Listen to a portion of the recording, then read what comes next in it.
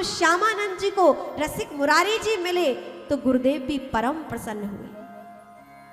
और ऐसे गुरु और ऐसे शिष्य का मिलन, गुरु वह नहीं जो शिष्य को केवल शिष्य ही बना रहने दे, अरे गुरु तो वह है जो अपने शिष्य को उसके मन का गुरु बना दे।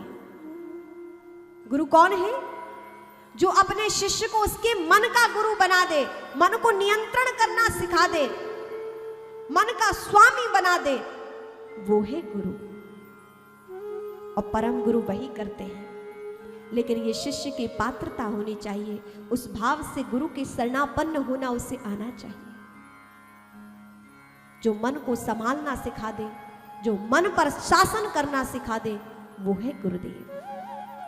और जब उस परम भाव से जाते हो तो ये सब चीजें सहज ही प्राप्त हो जाती है।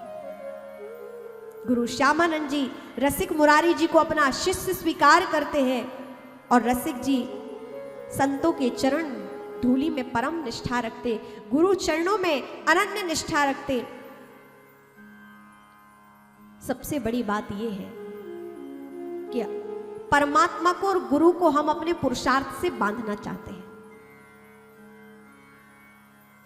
हम सोचते हैं कि हम इतने अनुष्ठान करें, इतनी जप करें, इतनी माला करें कि परमात्मा हमसे प्रसन्न हो जाए और हमारे ये कार्य सिद्ध हो जाए। हमारी भक्ति में हमारी मांग है, भक्ति माध्यम है, साधन है, और साध्य हमारी मनोकामना हो गई है कि उसकी पूर्ति हो जाए।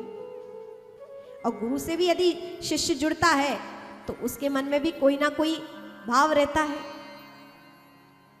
निस्वार्थ भाव से जब हम गुरु और परमात्मा की शरणागति को धारण करते हैं तभी हम वास्तव में उनकी परम कृपा के पात्र बनते हैं। भगवान और गुरु को बांधा नहीं जा सकता कि हम किसी दान पुण्य या ऐसे किसी कार्य से हम गुरु को बांध ले या परमात्मा को बांध ले। भगवान कहते हैं यमे वेश प्रणते तेन लभ्या, कोई चाहे तो वो मुझे बांध नहीं सकता, मैं जब चाहूं तो उस भक्त का बंधन स्वयं चाहकर स्वीकार करता हूं। कोई चाहे कि मुझे बांध ले, भक्ति से, साधन से, पुरुषार्थ से, दान से, धर्म से नहीं, कदापि मैं उसके इस बंधन से नहीं बंधता।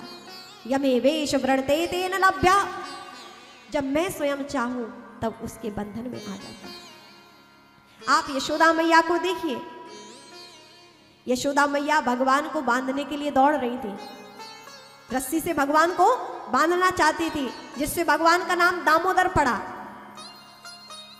तो रस्सी से बांधना चाहती थी, बहुत दौड़ी मां, बहुत दौड़ी, भगवान को बांधने का प्रयास करती, लेकिन जब भी देखो तो 2 अंगुल रस्सी छोटी पड़ जाती, भगवान बंधते नहीं।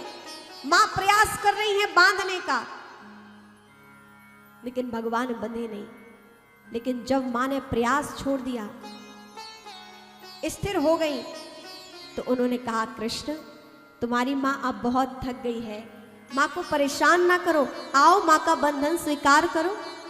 और तब शरणापन्न होकर प्रेम भाव से जब मैया यशोदा ने भगवान से कृष्ण से ऐसी विनती की कि आओ कृष्ण मां का बंधन स्वीकार करो, तुम्हारी मां दौड़ते दौड़ते बहुत थक गई है, तब भगवान ने चाहकर मां का वो बंधन स्वीकार किया, स्वयं की इच्छा से भगवान बंधे।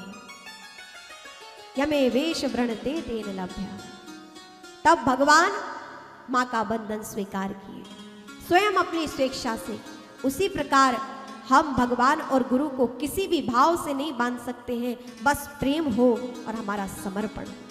ये जब भाव भावित होता है तभी गुरु और परमात्मा की पूर्ण रूपेण कृपा हमें प्राप्त होती है।